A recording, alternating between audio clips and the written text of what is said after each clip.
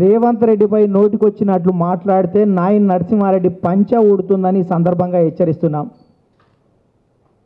వ్యక్తిగత విమర్శల ద్వారా రాజకీయాలను దిగజార్చొద్దని మాట్లాడే ఓ హోంమంత్రి నాయన్ నరసింహారెడ్డి గారు బుడ్డరకానని గంగిరెద్దులని ఇవాళ అనేక రకాలుగా టీఆర్ఎస్ నేతలు విమర్శలు చేసింది మీది కాదా అని చాలా సూటిగా మాట్లాడుతున్నాను.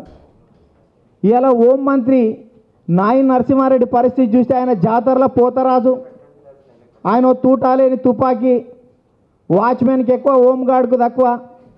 ఏ రోజైనా శాంతి భద్రత గురించి సమీక్షించినటువంటి చరిత్ర నీకుందా? అసలు హోంశాఖలో ఏం జరుగుతుందో నీకు తెలియదు. వాహనాల కొనుగోలు విషయం తెలియదు. సూర్యాపేటలో తీవ్రవాదులకు పోలీసులకు జరిగిన కాల్పుల్లో దుండగులకు పోలీసులకు తీవ్రవాదులు ఎవరో దుండగులు ఎవరో తెలియనటువంటి పరిస్థితి నీది.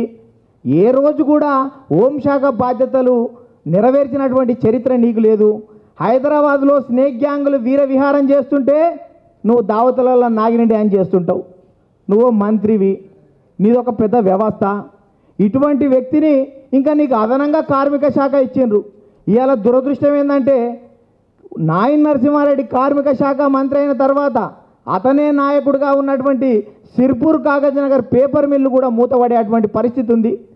ఏ విషయం మీద కూడా స్పష్టత లేని హోంమంత్రి మాత్రం ఇవాళ ప్రజా సమస్యల మీద, జనం కోసం, ఇవాళ రైతుల కోసం పాదయాత్రలు చేస్తున్న రేవంత్ రెడ్డి మీద ప్రెస్ మీట్లలో మాట్లాడడం, మిగతా చోట్ల మాట్లాడడం ఎంతవరకు సమంజసమని అంటున్నా.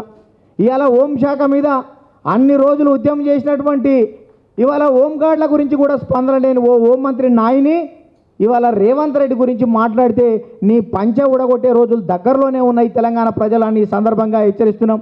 ఇవాళ నాయన్ నరసింహారెడ్డితో పాటు జూపెళ్ళైనా, ఇవాళ కేటీఆర్ అయినా, ఇవాళ కేసీఆర్ చెప్పులు మోసేటోళ్ళు, కేసీఆర్కు చెక్క భజన చేసేటోళ్ళు అందరూ కూడా నోరు అదుపులో పెట్టుకొని మీరు బాధ్యతగా ఉంటేనే మేం బాధ్యతగా ఉంటాం, మీరు తలుపుతో కొడితే మేము చెక్కతో కొట్టడానికి మేము సిద్ధంగా ఉన్నామని